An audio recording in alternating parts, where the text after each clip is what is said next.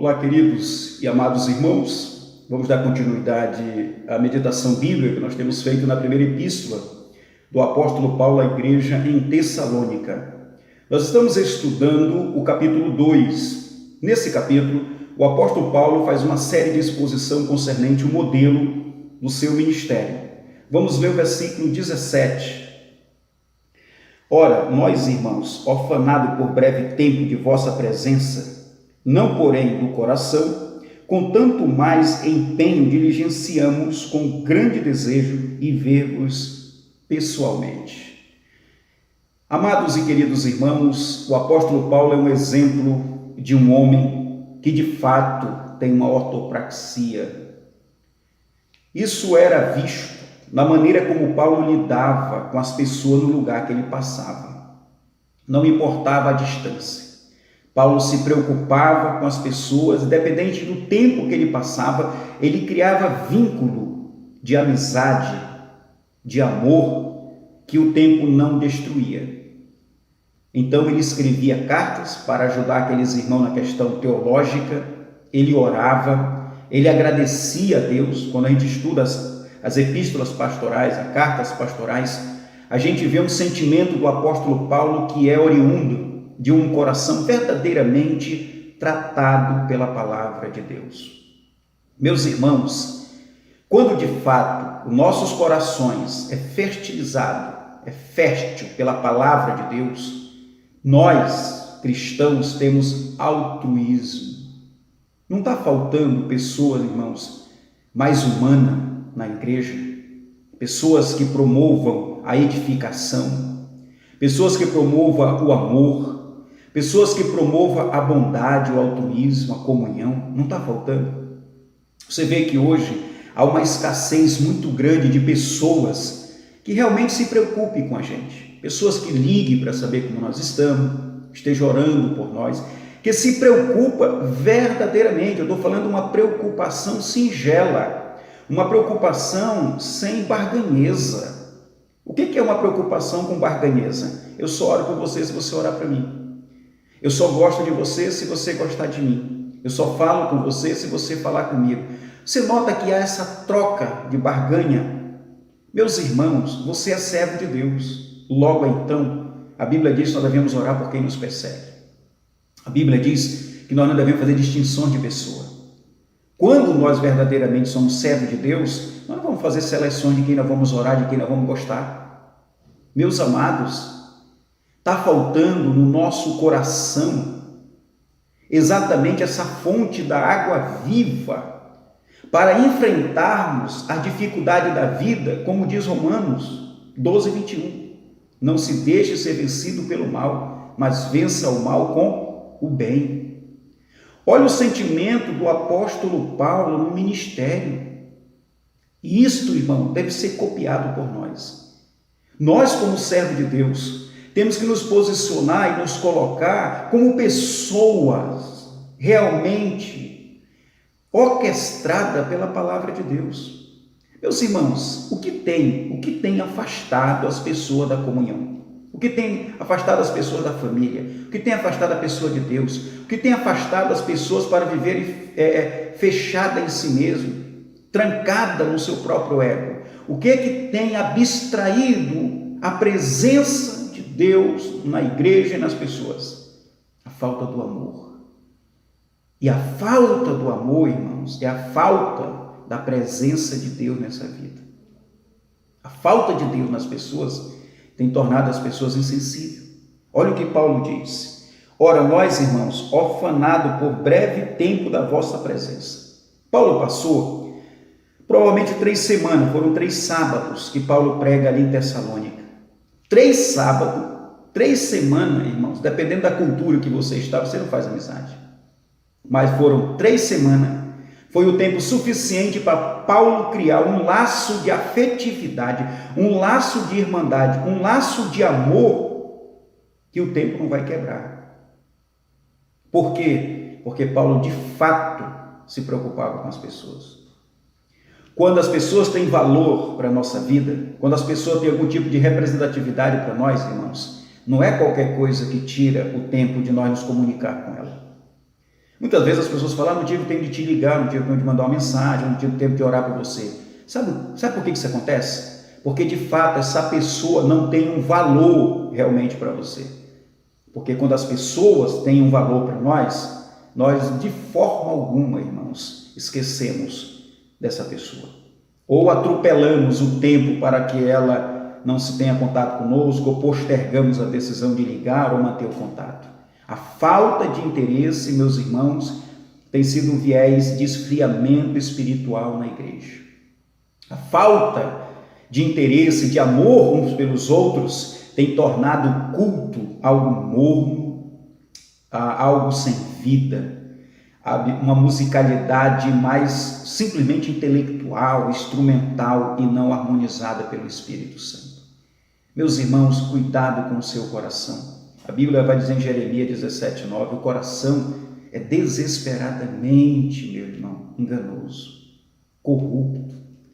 Então, precisamos desenvolver altruísmo, precisamos desenvolver resiliência em casa, com a esposa, com os filhos, você com o marido, com os filhos, no trabalho. A gente nota as pessoas muito individualistas. E Paulo mostra aqui, meus irmãos, ele usa a palavra afanado por breve tempo de vossa presença. Aí ele diz, não porém do coração, afetividade, coração. O hebraico usa essa palavra também para nefesh. Nefesh é o homem por dentro. Então, coração é todo aquilo que é voltado para a questão das emoções, pensamento, lembrança, tudo isso que envolve esse pressuposto. E Paulo diz, olha, presencialmente nós estamos orfanados, nós não estamos aí, mas no coração vocês estão aqui, vocês estão na minha alma, vocês estão nas minhas lembranças, logo então vocês estão nas minhas orações, na minha gratidão a Deus. Irmãos, como que você se sente quando alguém liga para você e fala, olha, você é especial para mim, eu tenho orado por você, quero saber como você está, como você se sente? Não é gracioso, não é satisfatório? Isso não nos dá edificação? Dá, irmãos, dá. Isso é até terapêutico, né? Isso é terapêutico. Vê o que acontece se você teve um animal de estimação, onde você dedica muito tempo e carinho, e agora você de repente tem um filho ou outra coisa, e você começa a colocar pouca atenção a esse animal de estimação. O que acontece com ele? Ele adoece. Eu já vi isso acontecer. É isso que acontece conosco quando nós não damos atenção devida às pessoas. Meus irmãos, o índice de pessoas emocionalmente doentes, não são poucas as pessoas que estão morrendo emocionalmente. Sabe por quê? Porque não encontram uma palavra amiga, um abraço, uma atenção, uma palavra de conforto. Meus amados, você é um crente. Logo então, Romanos 12:21, né? Não se deixe ser vencido pelo mal, vença o mal com o bem.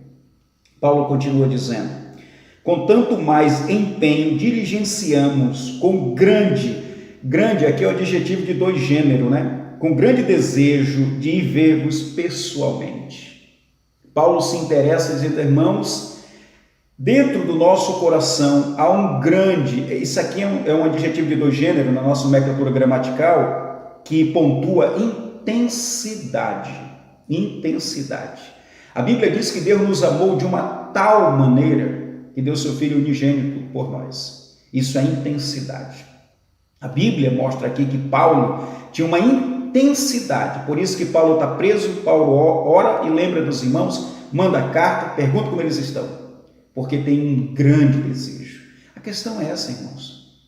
Qual é o tamanho do sentimento que você tem pelas pessoas? E eu não estou falando amigos de casa, parentes, eu estou falando pessoas. Você como servo de Deus. Eu quero repetir o que eu já falei em outras mensagens. Quantas vezes você já orou pelos enfermos, pelas pessoas abandonadas, pelas crianças que estão para adoção, por famílias destruídas? Quantas vezes você já se colocou em um momento de falar, esse momento agora eu vou orar pelas pessoas que eu nem conheço, Senhor, mas que eu sei que deve estar precisando do teu consolo. Pessoas que não têm um alimento, pessoas que não têm emprego. Meus irmãos, Jesus Cristo é o nosso exemplo. Ele deixou a sua glória para morrer por nós. Você que está ouvindo esta mensagem, que tamanho é o teu coração para com a necessidade das pessoas? Olha o versículo 18. Por isto, quisermos ir até vós, pelo menos eu, Paulo, não somente uma vez, mas duas. Contudo, Satanás nos barrou o caminho. Paulo não diz qual foi a situação, mas provavelmente empecilho de perseguições, algozes teológico. Ele diz, olha, não foi uma, duas vezes eu procurei ter com vocês, mas eu fui impedido. Paulo diz que foi Satanás. É claro que Paulo está se referindo a questões que fracionaram a sua ida, que se oporam à sua ida, que talvez gerenciada, orquestrada pela perseguição espiritual, uma perseguição religiosa, impediu de Paulo voltar até a igreja em Tessalônica. Mas ele diz, olha, eu tentei duas vezes, eu fiz de tudo, mas não deu para mim, Satanás se opôs a isto. Mas isso não impediu de Paulo orar, de Paulo clamar por esta igreja. Para você que está nos ouvindo, meu amado, se importe mais com as pessoas. Não vamos ter um sentimento de amizade barganhada. O que é um sentimento de amizade barganhada? Eu só oro por quem ora por mim. Eu só gosto de quem gosta de mim. Eu só me preocupo com quem se preocupa comigo. Não é isso que a Bíblia diz. A Bíblia diz que nós devemos orar pelas pessoas. Nós não devemos fazer distinção de pessoas. A Bíblia diz, irmão, não se deixe ser vencido pelo mal. Vença o mal com o bem. Ou seja, não importa o quanto esta pessoa seja ruim para você, ela não vai mudar a bondade que existe no seu coração e na sua vida. Eu te convido a ser mais altruísta, mais resiliente, e que Deus seja o Senhor que orquestre toda a sua vida, de maneira que você libere perdão, de maneira que você seja uma pessoa que interceda em favor dos outros. Que Deus te abençoe, meu amado, e assim você seja uma bênção aonde você estiver. Amém.